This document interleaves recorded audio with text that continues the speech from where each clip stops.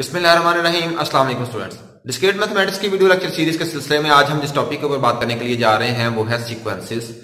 पिछले लेक्चर्स में स्टूडेंट्स हमने बात की थी परमुटेशन पे और फिर उसके बाद हमने कॉम्बिनेशंस पे बात की। परमुटेशंस में स्टूडेंट्स हमने बात की थी जहां पे ऑर्डर बहुत ज्यादा मैटर करता है, लेकिन कॉम्बिनेशंस को हमने देखा कि कॉम्बिनेशंस में ऑर्डर जो है वो ज्यादा मैटर नहीं करता। बिल्कुल इसी तरह से यहां पे हमारे पास जो अब हम सीक्वेंसेस पढ़ने के लिए जा रहे हैं यहां पे भी ऑर्डर जो है वो मैटर करेगा और इनफैक्ट इसकी डेफिनेशन ही ये है सीक्वेंसेस की, N ordered list of element created by a function. तो यहां पे लीनियंसी यहां पे इस तरह से है कि भाई ये इसमें जो है वो रेपिटेशंस हो सकती हैं सीक्वेंसेस के अंदर, और इसके अलावा इसका भी ऑर्डर्ड एलिमेंट्स जो है वो होने चाहिए और बिल्कुल एक सेट की तरह इसमें भी जो है वो ऑर्डर्स होते हैं, जो है वो नंबर्स होते हैं किसी ऑर्डर के अंदर वो जो है अरेंज किए हुए होते हैं। तो चलिए आइए अब हम सबसे पहले इसकी जो प्रॉपर डेफिनेशन है उसके मुतालिक बात करते हैं। इसकी डेफिनेशन क्या है कि a sequence is an enumerated collection of objects in which repetitions are allowed and order matters। तो ये बात मैंने पहले आपको बता दिया कि इसमें ऑर्डर मैटर करता है, बिल्कुल उस तरह से जिस तरह से परमुटेशन में ऑर्डर मैटर करता है। Like a set it contains numbers and the numbers of elements is called the length of the sequence। Sequence की लेंथ डेफिनेटली सेट की लेंथ जिस तरह से आप काउंट कर लेते हैं कि जितने उसमें नंबर्स होते हैं उतनी उसकी क्या होती है, उसकी लेंथ होती है।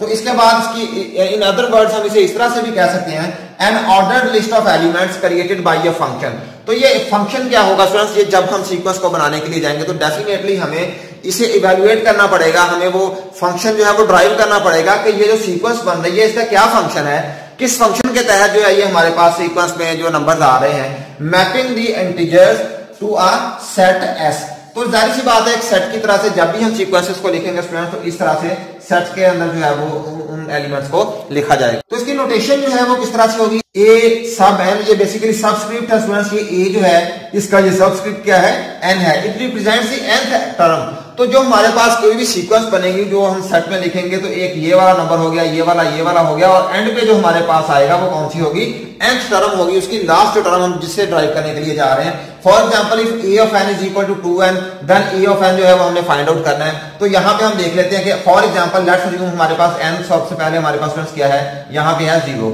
तो हमारे पास क्या बनेगा, जब a of 0 is equal to 2 of हम क्या कर देंगे, यहाँ पे 0 करेंगे तो ये हमारे पास क्या आ जाएगा, 0 आ जाएगा। जब हम n हमारे पास फ्रेंड्स 1 होगा तो a of 1 is equal to 2 of 1 is equal to हमारे पास 2 आ जाएगा। इसी तरह से जब n हमारे पास 2 होगा तो a of 2 is equal to 2 of 2 is equal to क्या आ जाएगा, 4 आ जाएगा। इसी तरह से हमारे पास a ऑफ n की वैल्यू जब हम 3 कर देंगे तो a ऑफ 3 हमारे पास क्या होगा, 2 इंटू 3 इज इक्वल टू 6। तो n इज इक्वल टू हमारे पास क्या आ जाएगा स्टूडेंट्स, 6 आ जाएगा। अब ये कैसे बनेगा, इसका सेट हम कैसे बनाएंगे, ये हमारे पास जो है वो टोटल हमारे पास सीक्वेंस के जो एलिमेंट्स हैं वो आ चुके हैं। तो हम इसे इस तरह से लिख सकते हैं 0 1 2 3 और 6 अप टू nth एलिमेंट जो है ये हमारा सेट होगा। तो स्टूडेंट्स अगर हम सम कॉमन सीक्वेंसेस की बात करें तो हमारे पास 4 जो है वो कॉमन टाइप्स ऑफ सीक्वेंसेस है। सबसे पहले हमारे पास कौन सी है, अरिथमेटिक सीक्वेंस है, ज्योमेट्रिक है, हार्मोनिक सीक्वेंस है, और सबसे एंड में हमारे पास कौन सी है, फिबोनाची सीक्वेंस है। तो ये 4 सीक्वेंसेस हैं।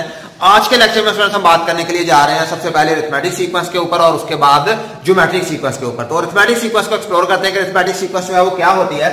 अरिथमेटिक सीक्वेंस जो है a sequence formed by adding the initial term a and the product of the common difference d and the term number n। तो ये किस तरह से, ये वाली जो हमारे पास डेफिनेशन है इसकी अरिथमेटिक सीक्वेंस की, इसमें होता क्या है बेसिकली, इसमें हमारे पास जो इनिशियल टर्म है वो कौन सी है, वो a है हमारे पास, इसके बाद डिफरेंस है हमारे पास d और हमारे पास जो कॉमन जो नंबर है वो कौन सा है, n है। A sequence formed by adding the initial term a, तो ये हमारे पास कौन सी है, इनिशियल टर्म है, and the product of the common difference, जिस तरह से मैंने आपको बताया कॉमन डिफरेंस है, and d and the term number n। तो टर्म नंबर हमारे पास कौन सी है, n है। ये भी हम देखते हैं कि ये किस तरह से हम इसे इवैल्यूएट कर सकते हैं। हमारे पास फॉर एग्जांपल जिस तरह से a ऑफ n है, n मैंने आपको क्या बताया जो है वो ये सबस्क्रिप्ट है।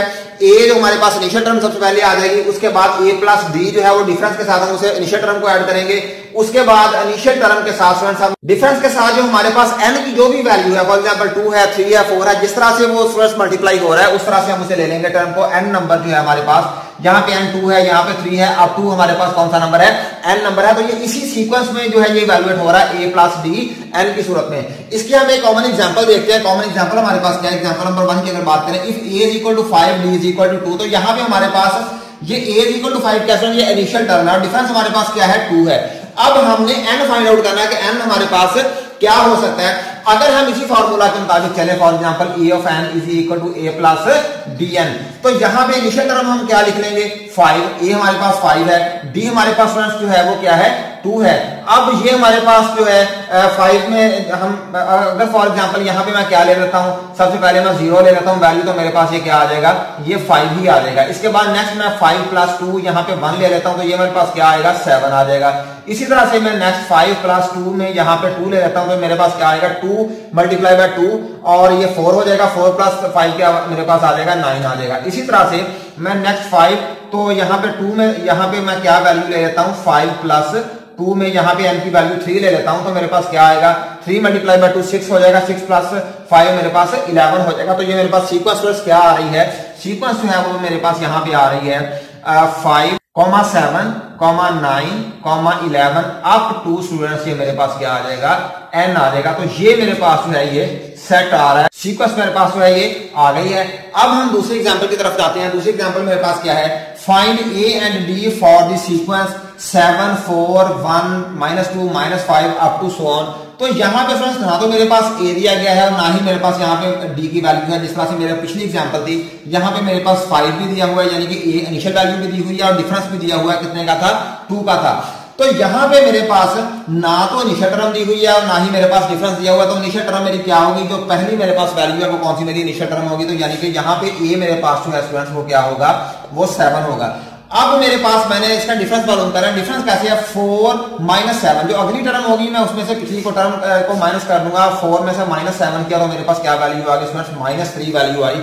तो ये -3 जो है ये मेरे पास बेसिकली यहाँ पे डिफरेंस आ रहा है। जिस तरह से आप नेक्स्ट देख लें, ये 1 है मेरे पास, 1 में से -4 को जो है +1 है मेरे पास, इसमें से 4 को माइनस करना है मैंने, तो मेरे पास क्या यहाँ पे आ रहा है, यहाँ पे भी -3 आ रहा है। इसी तरह से अप टू सो ऑन के 1 में से जब हम -2 को माइनस करूंगा तो मेरे पास नेक्स्ट वैल्यू माइनस जो है वो आ जाएगी। इसी तरह से ये जो है ये कंटिन्यू करता है। तो इस किस्म की सीक्वेंस को मैं क्या कहता हूँ, अरिथमेटिक सीक्वेंस कहता हूँ, जिसमें मेरे पास 3 चीजें मौजूद होनी चाहिए। फर्स्ट ऑफ ऑल मेरे पास इनिशियल वैल्यू ए है, उसके बाद मेरे पास डिफरेंस होता है, और थर्ड जो है मेरे पास क्या होता है, नंबर होता है, जो n के साथ से हम डिनोट करते हैं, जो कि सीक्वेंस को जो है वो कंटिन्यू करवाता है। इसके बाद हम बात करेंगे ज्योमेट्रिक सीक्वेंस की। ज्योमेट्रिक सीक्वेंस क्या होती है, ज्योमेट्रिक सीक्वेंस जो है वो अरिथमेटिक सीक्वेंस से काफी मुख्तलिफ है। किस सेंस में, इस सेंस में का sequence formed by multiplying the initial term. वहां पे स्टूडेंट्स हम यहाँ पे मल्टीप्लाइंग कर रहे हैं, वहां पे हम एडिशन कर रहे थे, याद होगा आपको a प्लस dn की बात की थी हमने, यानी कि डिफरेंस को किसके साथ, हम इनिशियल टर्म के साथ प्लस कर रहे थे, यानी कि अरिथमेटिक उसकी परफॉर्म कर रहे थे, एडिशन कर रहे थे। The initial term a by the common ratio two the nth power of r की पावर n। यहां पे हमने क्या बात की थी कि एडिशन की थी, लेकिन यहां पे हम क्या करेंगे, मल्टीप्लाई किया करेंगे। किस तरह से स्टूडेंट्स, a इंटू r की पावर n। ये हमारे पास यहाँ पे जो है r हमारे पास क्या होगा स्टूडेंट्स, कॉमन रेशियो होगी, जिसकी पावर हम n डिफाइन करेंगे। n जो है ये पावर होगी, वहां पे बिल्कुल वैसे जैसे हमारे पास n में वैल्यूज हुआ करती थी, 0 से लेके हम अप टू सो ऑन जो करते थे, यहाँ पे भी n जो है ये उसी तरह से सीक्वेंस पढ़ाने के लिए हम इस्तेमाल करेंगे पावर n जो है। और r क्या है, रेशियो है, a क्या है, इनिशियल टर्म है, वहां पे हमारे पास डिफरेंस इस्तेमाल होता था, यहाँ पे डिफरेंस इस्तेमाल होगा, यहाँ पे उसकी हम रेशियो इस्तेमाल करेंगे, हम उसे मल्टीप्लाई किया करेंगे इनिशियल टर्म के साथ। किस तरह से, यहाँ पे हमारे पास फॉर एग्जांपल a सबस्क्रिप्ट 10 है अगर, तो क्या किस तरह से ये रेशियो बनेगी, ar square ar cube up to 7 ar n तक हम इसे करेंगे। हम इसे जब एग्जांपल की मदद से सॉल्व करेंगे तो आप अच्छी तरह से इसे अंडरस्टैंड कर लेंगे कि किस तरह से काम करते हैं। एग्जांपल 1 को अगर हम देखें, if a is equal to 4 and r is equal to 3 find first 5 terms of the geometric sequence। हमारे पास a भी दिया हुआ है और r भी दिया हुआ है, बिल्कुल वैसे जैसे हमने पिछले अरिथमेटिक सीक्वेंस की बात की थी, वहां पे भी हमारे पास फर्स्ट क्वेश्चन में a दिया हुआ था और d दिया हुआ था। यहाँ पे हमारे पास d की बजाय क्या है, r होगा, क्योंकि ये हम ज्योमेट्रिक सीक्वेंस की बात कर रहे हैं और ज्योमेट्रिक सीक्वेंस में एडिशन नहीं होती, डिफरेंस को नहीं हम देखते बल्कि रेशियो ली जाती है। तो यहाँ पे अगर इस क्वेश्चन को सॉल्व करें तो हमें पता है इनिशियल टर्म हम वैसे लिखते हैं, a जो है हमारे पास इनिशियल टर्म आ गई 4 आ गई। अब नेक्स्ट हमारे पास जो है वो क्या होगी, इनिशियल टर्म जो है हमारे पास 4 है, तो 4 को हमने मल्टीप्लाई किसके साथ करना है, r के साथ, इसकी रेशियो के साथ। फर्स्ट ऑफ ऑल हम जो है 3 की पावर 0 कर लेते हैं, जो हमारे पास क्या आती है 1 आती है, तो हमारे पास 4 मल्टीप्लाई में 1 जो है वो 4 आ चुका है, यानी कि इनिशियल टर्म वैसे भी लिख सकते हैं, लेकिन इस तरह से कैलकुलेट भी कर सकते हैं। लेकिन अगर इसके अगली जो हम सीक्वेंस में अगली टर्म जो हमारे पास वैल्यू उसकी बात करें तो 3 की पावर 1, तो क्या होगा 3 मल्टीप्लाई बाय 4 हमारे पास क्या आ जाएगा, 12 आ जाएगा। इसके बाद हम इसे क्या कर देंगे, पावर क्या कर देंगे 2, 3 मल्टीप्लाई 3 हमारे पास क्या आता है स्टूडेंट्स 9 आता है, 9 को 4 से मल्टीप्लाई करेंगे तो हमारे पास 36 जो है वो आंसर आ जाएगा।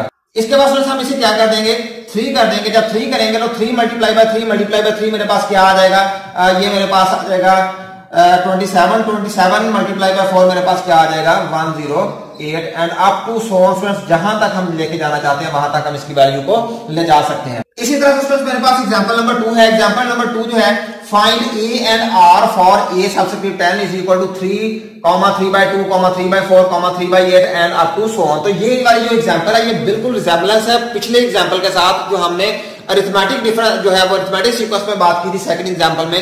फर्स्ट एग्जांपल में वहां भी हमारे पास ए की और डी की वैल्यू दी हुई थी, जहां पे जिस तरह से यहां पे ए की और आर की वैल्यू दी हुई है, लेकिन वहां पे भी हमने सेकंड जो एग्जांपल की बात अगर करें वहां पे ना तो हमारे पास ए था और ना ही डी था।